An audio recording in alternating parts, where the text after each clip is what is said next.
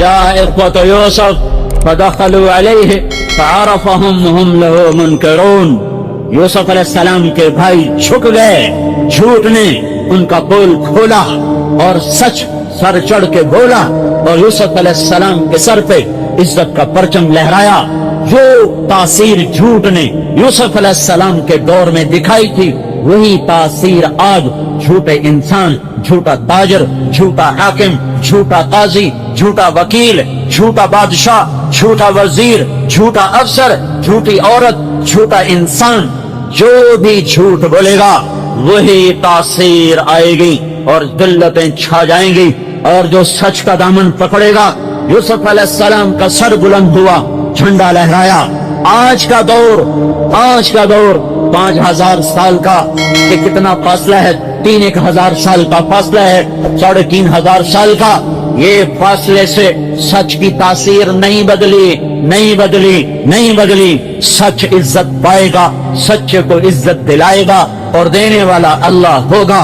وہ سچا حاکم، وہ سچا وزیر، وہ سچا قاضی، وہ سچا وکیل، وہ سچا طبیب، وہ سچا تاجر، وہ سچا ذمہ دار، وہ سچا مرد، وہ سچی عورت، وہ سچا مزدور، وہ سچا ملازم، جو سچ کا صحرا پہنے گا اللہ اسے عزت دے گا.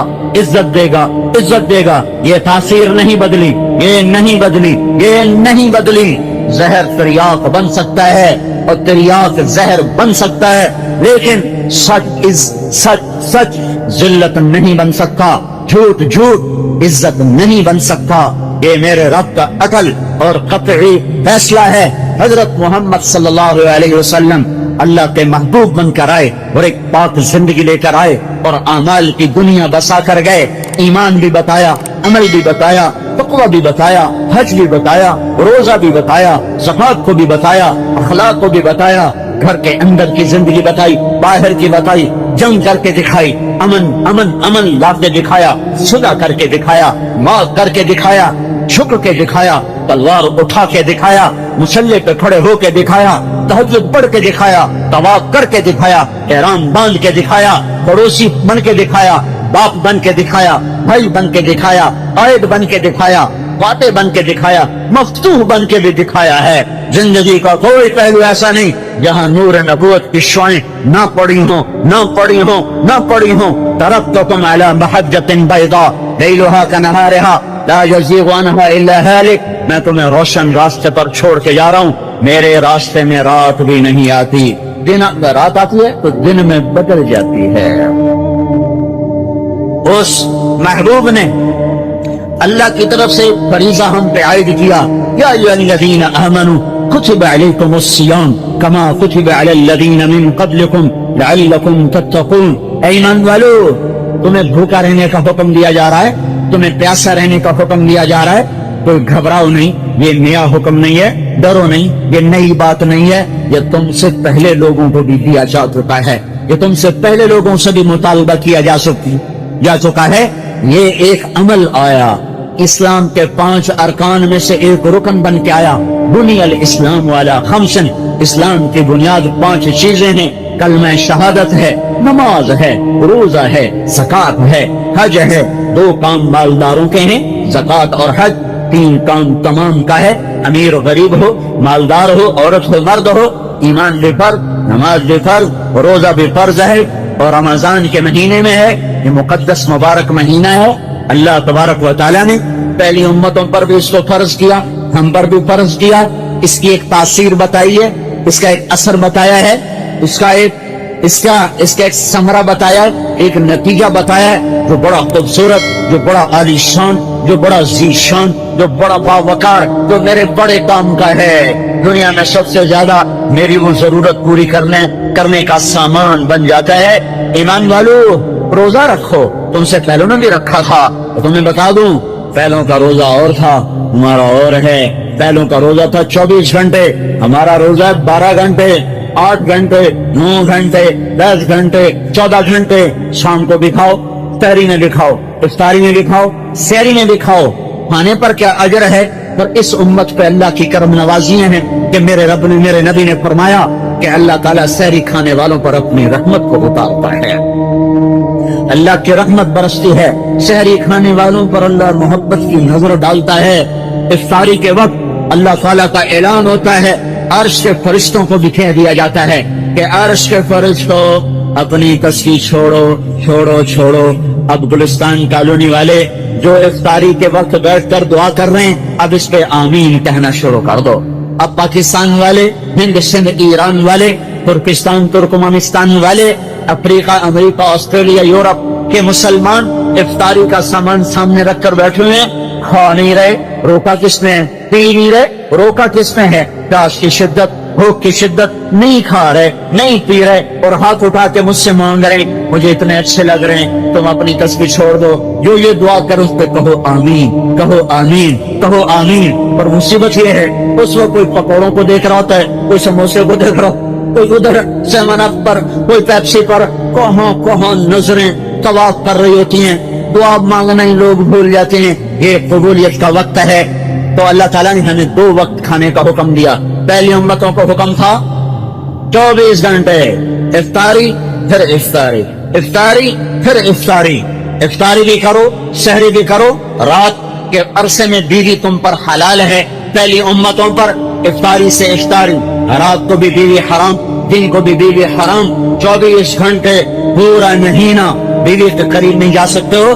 اس امت کے لیے آسان سہولت، سرمت بن قیس رضی اللہ تعالیٰ نے صحابی ہیں، وہ اونٹ چرانے گئے، پہلا حکم آیا روزے رکھو، 24 گھنٹے کا روزہ ہوگا، 24 گھنٹے کا روزہ، افطاری پر افطاری۔ یہ اونٹ چرانے گئے، اور وقت کیسے ختم ہوتا تھا؟ جو افطاری کے وقت میں کھا کے سو گیا، پھر اٹھا تو روزہ شروع، جب تک وہ سوتا نہیں روزے کا وقت ہے، جو سویا روزے کا وقت ختم ہو گیا۔ سرمت بن قیس رضی اللہ تعالیٰ عنہ اونٹ چرانے والے ہیں، بدو ہیں، اونٹ چراتے واپس آتے ہیں، اور افطاری کے وقت آ کر دھیرے افطاری کا سامان تیار کرتے ہیں، اور یہ ایسے دراز ہوتے ہیں، ان کو نیند آ جاتی ہے، سورج چھپتا ہے، آنکھ کھلتی ہے، ہائے افطاری تو گئی، پھر روزے پر روزہ۔ اگلے دن جو پھر روزہ رکھا تو جب ان کی کمر ٹوٹی اور بھوک نے آ کے بے حال کیا، یا رسول اللہ ہلاک دو، یا رسول اللہ میں ہلاک ہو گیا، میرے بس میں نہیں ہے روزہ، میں کیسے پورا کروں، میرے ساتھ یہ ہو گیا۔ بس بس بس اسی وقت میرے اللہ کا حکم آ گیا، اسکلوا واشربوا حتى يتبين لكم الخيط الابيض من الخيط الاسود ثم اتموا الصيام الى الليل۔ ہاں ہم تمہاری کمزوری دیکھ رہے ہیں، چلو اجازت ہے، اس محبوب کے چہرے کے توفیل ہم تمہیں اجازت دیتے ہیں، اس کی محبت کی وجہ سے ہم تمہیں اجازت دیتے ہیں، سحری بھی کھاؤ، افطاری بھی کھاؤ، سو کے بھی کھاؤ، اٹھ کے بھی کھاؤ، جب تک صبح صادق کا وقت نہیں ہوتا کھاتے رہو پیتے رہو کھاتے رہو۔ اللہ تعالیٰ نے کیا کمال کر دیا اس امت پر، روزہ بھی رکھو بات بھی کرو۔ پہلی امت کا کتنا شدید روزہ ہے، روزہ بھی رکھو بولو بھی مت، سچ بھی نہیں بولنا، جھوٹ تو جھوٹ ہے، لب بند، کھانے کا بھی روزہ بول کا بھی روزہ ہے۔ وہ امت سچ بھی بولتی تھی تو ان کا روزہ ٹوٹ جاتا تھا، یہ وہ امت ہے یہ جھوٹ بھی بولے تو ان کا روزہ نہیں ٹوٹتا، خراب ہو جاتا ہے، فاسد ہو جاتا ہے، اجر کم ہوتا ہے، روزہ نہیں ٹوٹتا۔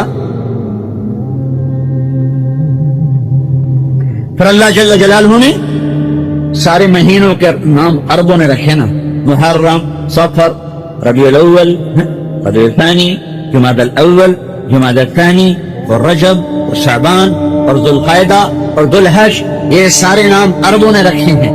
روزے کے مہینے کا نام اللہ نے رکھا ہے شہر رمضان، شہر رمضان۔ رمضان کا نام آسمانوں سے منتخب ہو کر آیا ہے، روزے کے مہینے کا نام آسمانوں سے منتخب ہو کر آیا ہے شہر رمضان الذی انزل فیہ القرآن۔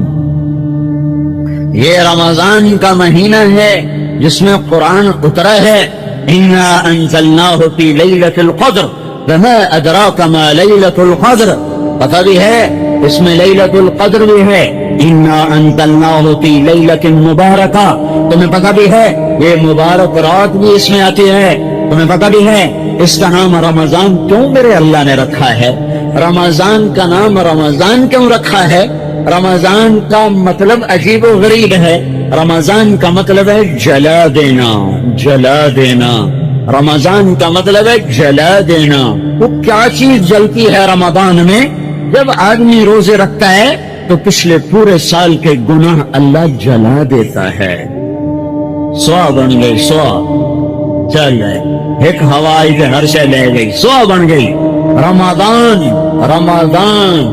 ارے میرے محبوب کی امت، اس نام کے پر غور کرو کہ میں نے تمہیں کیسا خوبصورت نام دیا ہے، اور بشارت بھی سنائی ہے کہ روزے رکھو گے پچھلے سال کے سب گناہ معاف. سب پہلا روزہ رکھتے ہی، پہلا روزہ رکھتے ہی پچھلے سال کے 30ویں روزے سے لے کر اس روزے تک جتنے کیے تھے صاف. آگ تو جلا کے راکھ بنا دیتی ہے نا، پھاڑ دیے جائیں، پھاڑ دیے جائیں تو نشان موجود ہے نا، کٹھے کر لو. جلا دو تو اب کیا کرو گے؟ جل گئے، راکھ، پھونک ماری، اڑ گئے. میرا اللہ روزے رکھنے والے کے گناہوں کو راکھ بنا دیتا ہے. کہ میرے رب نے فرض لکم صیامہ وسننت لکم قیامہ. کیا خوبصورت جملہ ہے. میرے اللہ نے فرض لکم صیامہ وسننت لکم قیامہ. میرے رب نے تم پر دن میں روزہ فرض کیا ہے اور میں نے تمہارے لیے رات کو تراویح کی نماز کو سنت قرار دیا ہے. پہلی امتوں کے لیے تراویح نہیں ہے، ہمارے لیے ہے. پہلی امتوں کو تراویح نہیں ملی، ہمارے لیے ہے. پہلی امتوں کے لیے الگ نماز نہیں تھی، ہمارے لیے ہے. یہ نعمت کہاں سے آ گئی؟ یہ دولت کہاں سے آ گئی؟ یہ میرے نبی کے تو پہلا آ گئی. وَسَنَنْتُ لَكُمْ قِيَامَهُ فَرَضَ اللَّهُ لَكُمْ صِيَامَهُ وَسَنَنْتُ لَكُمْ قِيَامَهُ. میرے اللہ نے روزہ فرض کیا، میں نے تراویح کو سنت قرار دیا. یہ کیسی نماز ہے؟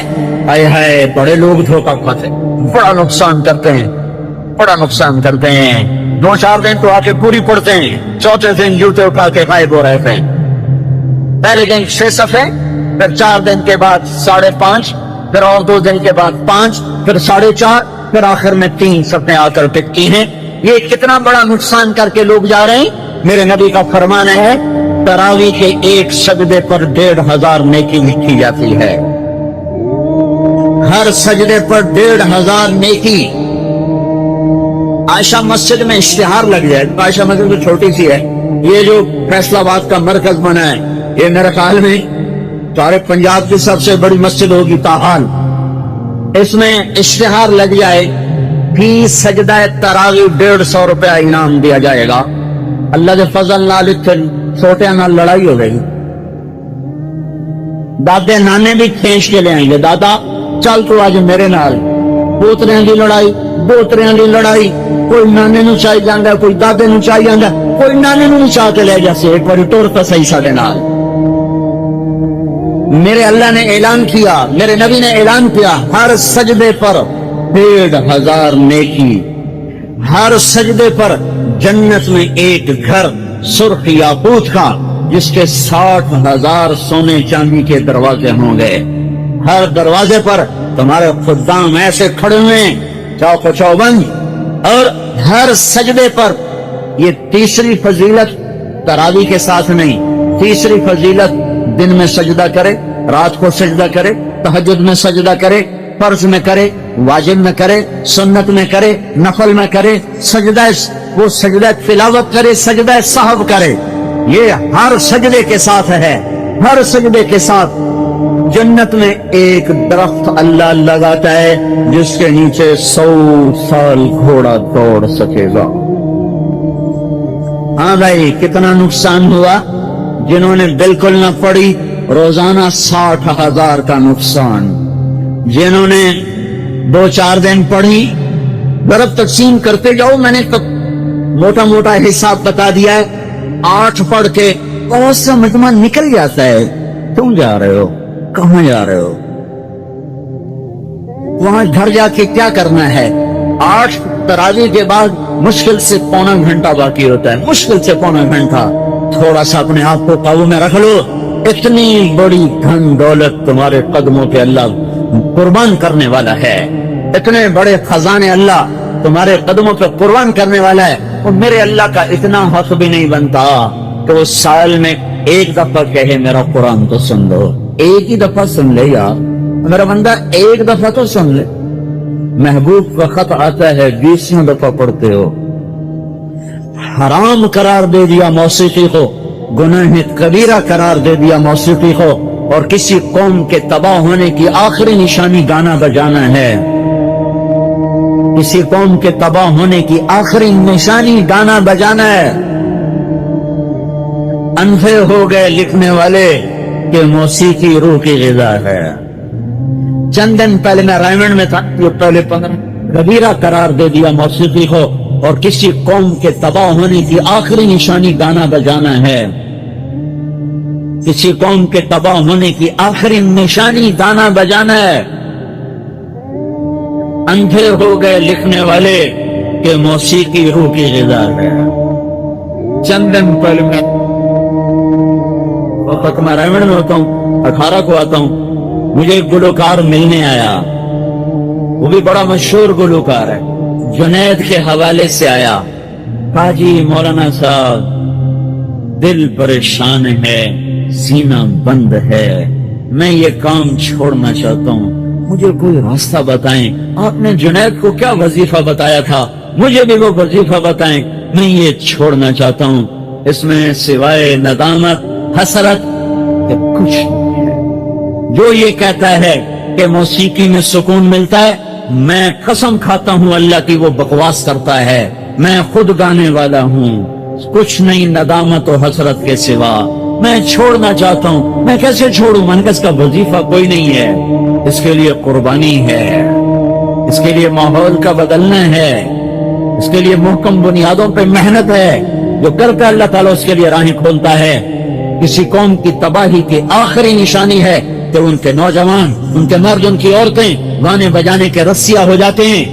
حرام موسیقی کا گانا ہے، 10 دفعہ سن رہے ہیں، 20 دفعہ سن رہے ہیں، بار بار سن رہے ہیں، بار بار سن رہے ہیں۔ سال میں ایک دفعہ اللہ کہتا قرآن تو سن لے، حق پہ ہیں جی ویل کوئی۔ بھائیو جبکہ پیچھے اتنا کچھ اللہ دینے کا اعلان کر رہا ہو کہ آؤ تو صحیح اس کے در پر، فرض روزے کو کون بتائے، نفل روزے کی بتاؤں، نفل رکھو نہ رکھو تمہاری مرضی۔ من صام یوما تطوعا، جس نے نفلی روزہ رکھا، پھر کیا ہوا، ثم اعطی ملء الارض ذهبا لم يستوف ثوابه دون یوم الحساب۔ پھر کیا ہوا، ایک نفل روزہ رکھنے کے بعد اس کو ساری زمین سونے سے بھر کے دے دی گئی، ساری زمین، ایشیا جیسا بر اعظم بھر دیا گیا، افریقہ جیسا بر اعظم بھر دیا گیا۔ پھر سے کہا جائے آپ کے روزے کا بدلہ ہے، تو میرے نبی کا فرمان ہے یہ سونے سے بھرا ہوا جہان اس نفل روزے کا بدلہ نہیں ہے، اس کا بدلہ اللہ کے سوا کوئی نہیں دے سکتا۔ عملان موجبان، 2 عمل کی جزا واجب، من مات یؤمن باللہ وجبت لہ الجنہ، جس کا ایمان پہ خاتمہ ہوا اس کے لیے جنت واجب، من مات یشرک باللہ وجبت لہ النار، جو کفر پہ مرا اس کے لیے دوزخ واجب۔ عملان بامثالہما، 2 عمل کی جزا واجب، 2 عمل برابر۔ من عمل سیئتا جزی بہا، جو برائی کرے گا ایک کا بدلہ 1 برائی کی سزا۔ من ہم بحسنۃ جزی بہا، جو نیکی کا ارادہ کرے گا 1 نیکی لکھی جائے گی۔ عملان بامثالہما، 2 عمل کی جزا برابر، وعمل بعشر امثالہ، 1 عمل کی جزا 10 گنا۔ من جاء بالحسنۃ فلہ عشر امثالہا، جو 1 نیکی کرے گا کم از کم 10 لکھا جائے گا۔ وعمل ب700 ضعف، 1 عمل کی جزا 700 گنا، 1 عمل کی جزا 700 گنا۔ من انفق فی سبیل اللہ فلہ بکل درہم 700 درہم، جو 1 درہم اللہ کے نام پر خرچ کرے گا 700 گنا لکھا جائے گا۔ یہ میرا نبی بتا رہا ہے، دو عمل واجب ان کی جزا، دو عمل برابر سرابر، ایک عمل 10 گنا، ایک عمل 700 گنا، وعمل لا يعلم ثواب عامله الا اللہ، اور ایک عمل ایسا ہے جس کی جزا اللہ کے سوا کوئی نہیں جانتا۔ وہ کیا ہے یا رسول اللہ؟ آپ نے کہا وہ روزہ ہے، وہ روزہ ہے جس کی جزا اللہ کے سوا کوئی نہیں جانتا۔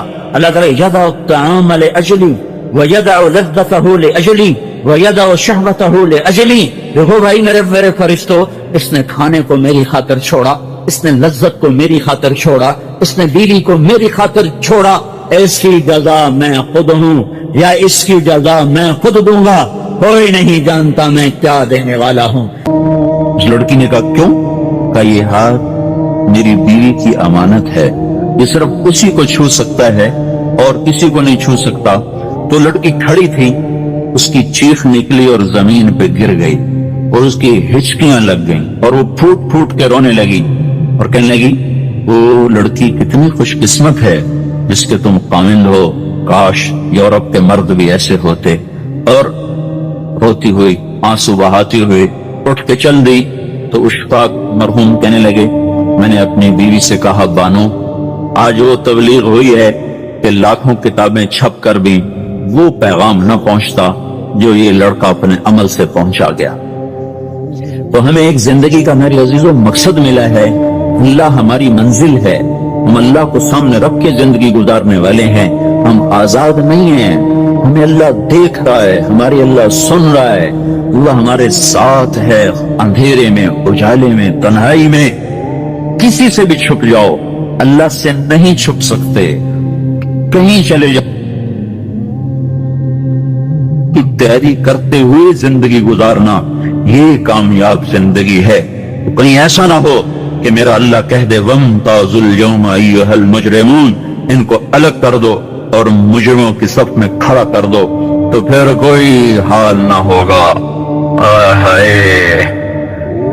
اللہ کے نبی نے کہا کتنی عورتیں ہوں گی جن کو سر کے بالوں سے فرشتے پکڑ کے گھسیٹ رہے ہوں گے اور وہ کہیں گی ہائے ہمیں بچا لو، ہائے ہمیں بچا لو۔ اور کتنے مرد ہوں گے جن کے جبڑوں میں ہاتھ ڈال کر فرشتے ان کو گھسیٹ رہے ہوں گے، وہ کہیں گے ہائے ہمیں بچا لو، ہائے ہمیں بچا لو۔ تو اس وقت اللہ کہے گا اولم نعمرکم ما یتذکر فیہ من تذکر وجاءکم النذیر، میرے بندے یہ چند آنسو دنیا میں بہا لیتا، جو آج تو کر رہا ہے دہائیاں دے رہا ہے، یہ تو دنیا میں دے لیتا، تو آج اپنے رب کی رحمت کو دیکھتا۔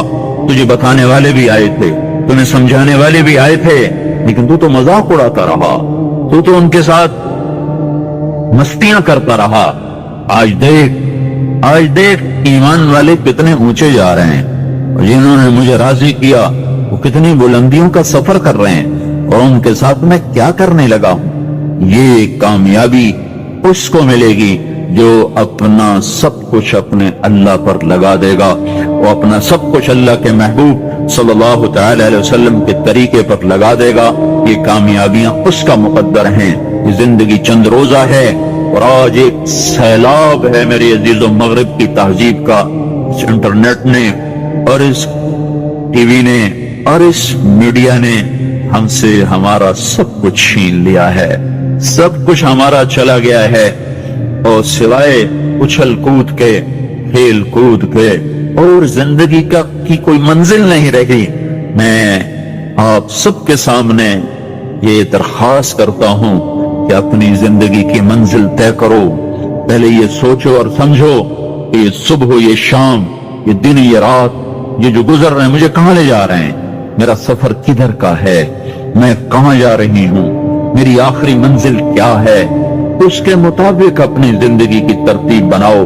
میرے آپ کے نبی نے فرمایا الکیس من دان نفسہ وعمل لما بعد الموت، سمجھدار وہ نہیں جو مشہور ہو جائے، جو عزت اور دولت کو اکٹھا کرے، سمجھدار وہ ہے جو اپنی آخرت کا سامان تیار کرے اور اپنی موت کی تیاری کرے۔ اس پر جو جم جائے گا وہ دنیا اور آخرت میں کامیاب ہے، جو اس سے ہٹ جائے گا وہ ہلاک و برباد ہے۔ فرعون جیسا ظالم بادشاہ جس نے بچے ذبح کر دیے، اس کے دربار میں ایک اس کی بیٹی کی ایک خادمہ تھی، باندھی تھی، اس نے چپ کے کلمہ پڑھ لیا، وہ مسلمان ہو گئی، وہ ایمان لے آئی۔ ایمان ایسی دولت ہے جو چھپے نہیں چھپتا، وہ نظر آتا ہے، جہاں نظر آتا ہے وہاں روشنیاں پھیل جاتی۔ میں جب سے کالج چھوڑا میں کبھی ہوٹلوں میں نہیں گیا، یہ 5 سٹار ہوٹل کا اس وقت ہم جایا کرتے تھے جب کوئی وہاں جانے کا نام نہیں لیا کرتا تھا۔ چھوٹی عمر میں لاہور چلے گئے، ماں باپ جیب میں پیسے ڈال دیتے تھے، وہ سمجھتے تھے پڑھ رہے ہیں، ہم کچھ اور کاموں میں ہوتے تھے۔ تو پھر اس کے بعد میں زندگی میں پہلی دفعہ گیا، ہمارے ایک دوست تھے، ان کی بیٹی کی شادی تھی، تو میں کبھی نہیں جاتا ایسے موقعوں پر اس قسم کی جگہ پر، لیکن اس نے میری اتنی منت کی کہ میں شرمندہ ہی ہو گیا۔ میں نے کہا اچھا بھائی میں آ جاؤں، اور پھر اس نے مجھے تسلی دلائی کہ وہاں سارا الگ الگ ہے، عورتوں کا انتظام الگ ہے، مردوں کا الگ ہے، PC لاہور میں۔ تو میں نے کوئی 30-32 برس کے بعد اس ہوٹل میں قدم رکھا، ماضی کے دھندلکوں میں جھانکتے کتنی صبحیں کتنی شامیں وہاں گزری ہوئی تھیں غفلت کی۔ تو میں جب وہاں سے نکلنے لگا کھانے کے بعد تو عورتیں نکل رہی تھیں، اکثر بے پرد تھیں، تو وہاں گیلری میں مجھے کسی نے روک لیا، مجھ سے بات کرنے لگ گیا، میں کھڑا ہو گیا، دائیں بائیں کچھ اور عورتیں کھڑی تھی، اتنے میں سب کی نظر پیچھے لگی، عورتوں کی بھی مردوں کی بھی۔ تو مجھے سمجھ میں نہیں آیا کہ یہ نظریں پیچھے کیوں اٹھ رہی۔ کیا دیکھا، میرے قریب سے ایک خاتون گزری جو سر سے لے کر پاؤں تک مکمل برقعے میں، ہاتھوں پہ بھی دستانے تھے اور پاؤں میں جرابیں تھیں، اور ایک بالکل سادہ سا برقع انہوں نے پہنا ہوا تھا۔ جب وہ گزری ہے تو ایک دم سناٹا چھا، سارے عورتوں پر بھی سارے مردوں پر بھی۔ تو مجھے اس وقت خیال آیا کہ یہ ہے، یہ سورج جب چمکتا ہے تو ہر ایک کو اس کی روشنی نظر آتی ہے۔ وہ عورت اتنے اعتماد سے گزری، ورنہ ایسے ماحول میں تو جنہوں نے پردے کیے ہوتے ہیں وہ پردے اتار دیتے، سر سے دوپٹے اتار دیتے، وہ اس میں اس طرح گزری، سب کی نظریں شرم و حیا سے جھک گئیں۔ وہ عورتیں جن کے دوپٹے کہیں جا رہے تھے ان کی بھی نظریں شرم و حیا کی وجہ سے جھک گئیں۔ یہ مسلمان عورت کی پہچان ہے، یہ فاطمہ کی بیٹی ہے، یہ خدیجہ کی بیٹی ہے، یہ مغرب کی ننگی بیٹی نہیں ہے کہ جہاں ماں بیٹی کا تصور ختم کر دیا گیا ہے۔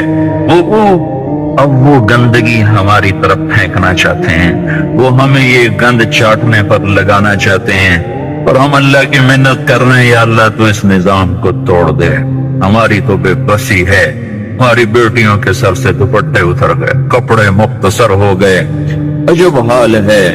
حیا پتہ نہیں کہاں ہی روٹ کے چلا گیا، نظر ہی نہیں آتا۔ پہاڑوں میں جا کے بھی ڈھونڈا، وہاں بھی نہیں ملا، صحراؤں میں گئے، دریاؤں میں گئے، کہیں نہیں ملا۔ کبھی ایک صفت ہوا کرتی تھی، آج پتہ نہیں کہاں سے ملے گی، کس بازار سے ملے گی، وہ منڈیاں ہی بند ہو گئیں۔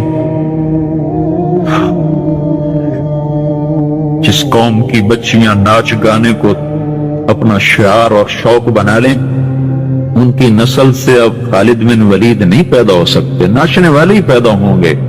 محمد بن قاسم نہیں پیدا ہو سکتے، طارق بن زیاد نہیں پیدا ہو سکتے۔